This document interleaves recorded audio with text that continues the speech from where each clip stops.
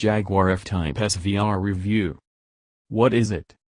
It may not seem it at first glance, but this is the revised 2018 model year Jaguar F Type SVR.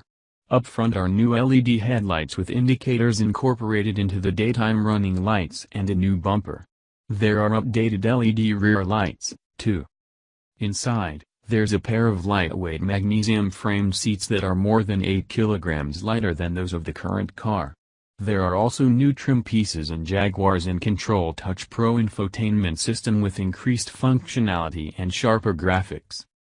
If you fancy yourself as a track day warrior, there's even an app you can download that overlays your speed, revs, G-force loadings and other information over footage taken with a compatible GoPro camera.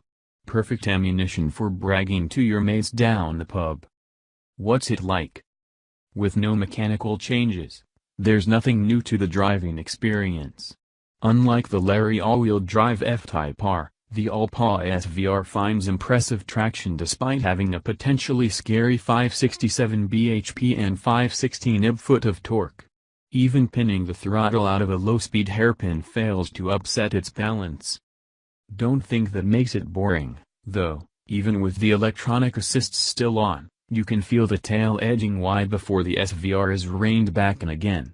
Interventions are well judged and subtle, helping you carry serious speed around a track. You might trouble the electronic stability control, escape, a little less if it wasn't for a throttle response that's a little too sharp for these feet. But despite giant carbon ceramic brake rotors, 8,570 pounds extra, with forged 20-in wheels, that are able to slow the SVR with ease, the track isn't the best place for it. Even with everything set to dynamic mode, you still get a sense of the car's mass as you fling it into bends. Its hefty curb weight means an enthusiastically driven track day would be rather expensive, too. No, it's on the road where the SVR feels most at home. There, you can appreciate the feedback filtering up from the front wheels as you precisely place the nose of the car and enjoy the more supple suspension settings. While there may be a little too much body roll for the track, sport mode for the suspension treads a fine line between body control and comfort. Yes, it's firm, but never enough make you wince. We also suspect the outrageously loud and theatrical exhaust might break more than a few track day noise limits. With no such trouble on the road, we'd recommend finding the nearest tunnel, switching the exhaust to loud and enjoying the NASCAR-esque noise until your ears bleed.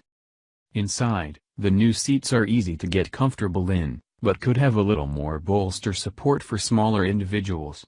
The improved interior trim is also welcome, but still some way behind the material richness of German rivals. Likewise, the infotainment is sharper and more responsive, but iDrive and other rotary dial-controlled systems remain easier to navigate on the move than this touchscreen. Should I buy one? There's no doubt that the SVR is by far the most capable F-Type variant. Despite having not far off 600 bhp, it's far more usable in the UK than the F-Type R in less than perfect conditions, which if you hadn't noticed, we enjoy quite a lot. However, with a price that starts at £110,000 before you've even considered options, the competition gets very serious and very specialized.